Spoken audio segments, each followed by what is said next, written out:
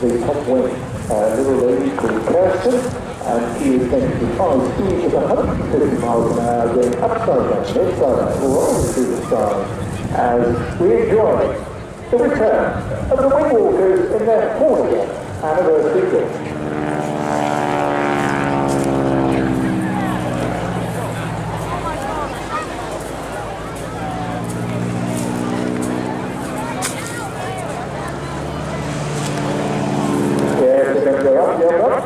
Down, inside out, rolling as they do in this beautiful machine. Reliving all the great stories of those barnstorming years, taking us right back to the Great War, when there were a lot of spare pilots, a lot of spare airplanes, and an opportunity for young daredevils to go out and have a bit of fun, running out in the Midwest, parking up overnight in whatever places they can, including the barns, pulling up there, you see, to another school turn, putting the big piece of run on, and led today by Dave Farrell, he's the company chief pilot, and it's just got swimming down doing this work. Based on nothing else, but not scheduled.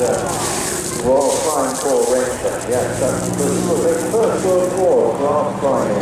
That's a beautiful place. And you can do this as well if you wish.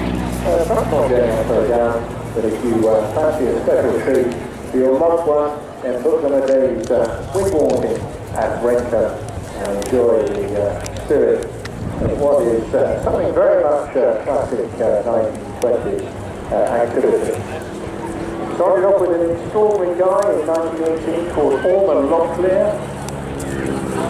He actually was involved in literally trying to fix the problem with one of the wings, and he got out of the problem, not trying to use that to fix it.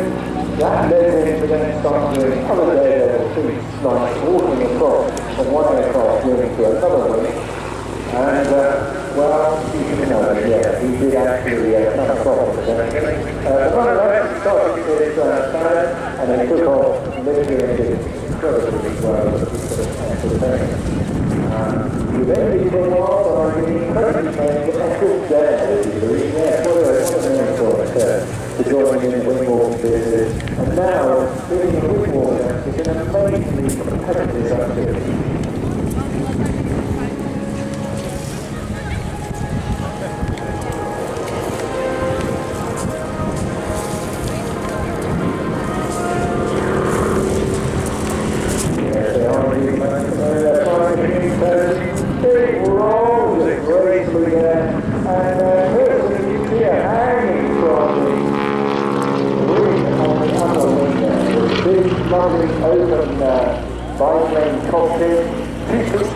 Kirsten would have started off in the seat for takeoff and shore, and then climbed up onto the rig, and you'll see her go through a variety of different aerobatic maneuvers, and you have to be agile for this as well as, I'd say, pretty courageous too. She's been a professional wingwalker since 2018, and came to this as a trapeze artist in a circus, and she just started transferring those circus skills to the top of the plane. There she is now lying on her side.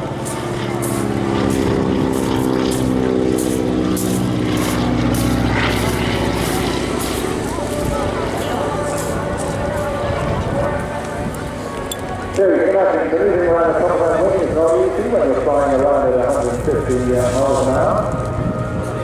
So when it comes close, he doesn't know where boys go, and it's 6 miles on their faces, and she'll be waiting for you during the course of the display as well.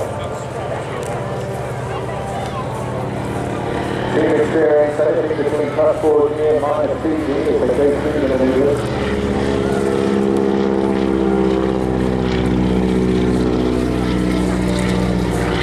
And these aircraft, not just standard steering, so you finish with an extra pair of ailerons to give them greater manoeuvrability, and that lovely roar of the big Hamilton standard propeller there coming from the front Britain,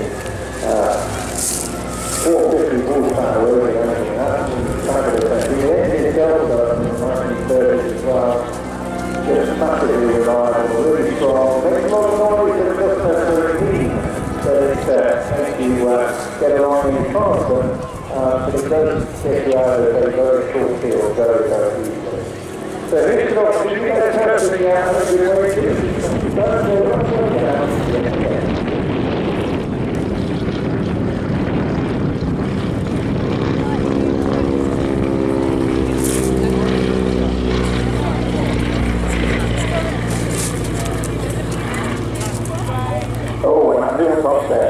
That's it, like going over a humpback bridge at about 60 miles an hour.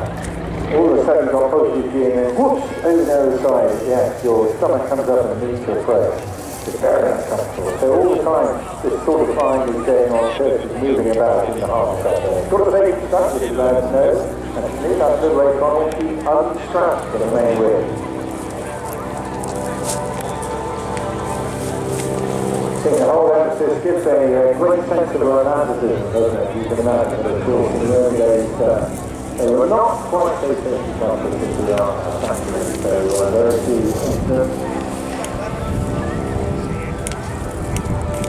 You imagine a third one of these landing in your backyard and just somebody hopping out and asking if you want to come for a ride all the day.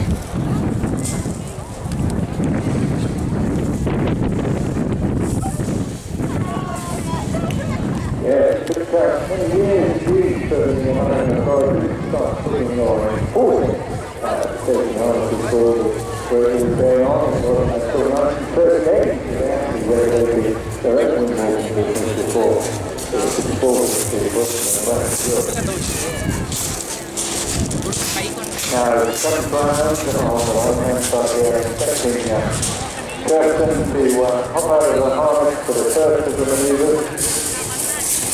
Looking far out to sea, right on the leading edge of that upper wing. Great opportunity to focus in very close.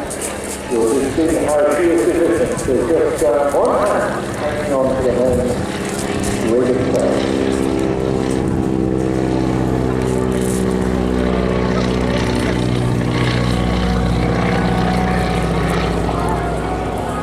By hand signals, of course, because they're not able to talk to each other, the pilot and Stearman.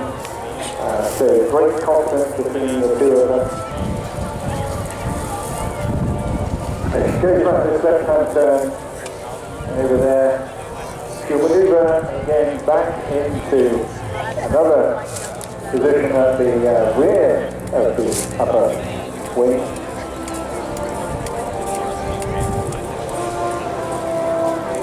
So I'd love to invent these new acrobatic positions in an aerobatic aircraft. Fantastic sight. It's a nice long run, should have given you a wave, but I hope so do give her a wave back when she's able to be looking at her and smiling, but of course keeping the aircraft steady as she goes.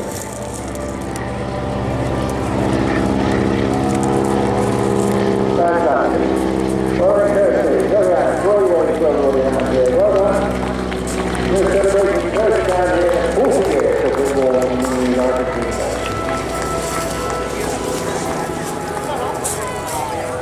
That's a well-known guy, Barry Tempest and Stearman, those involved in the early days of this and carrying it on splendidly well. Hoping to get this one more part out of them as we can.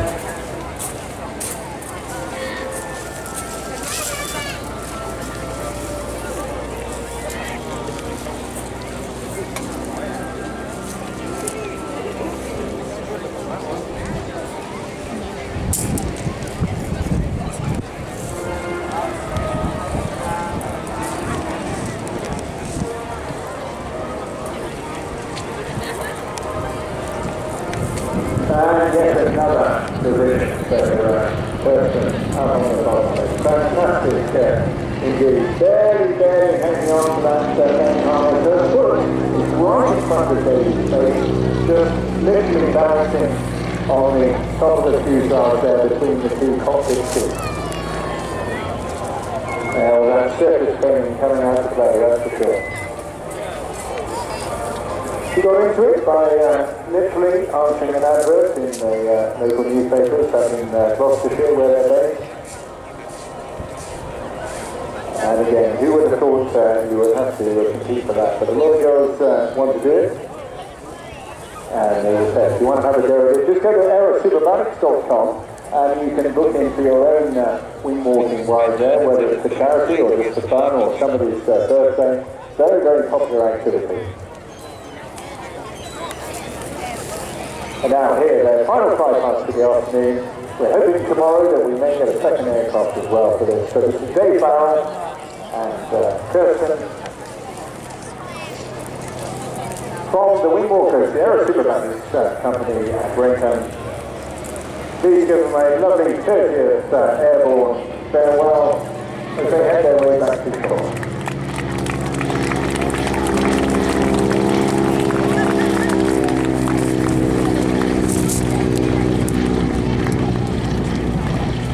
Lovely fun. This is perfect for the tour. They are ideal for Airshow.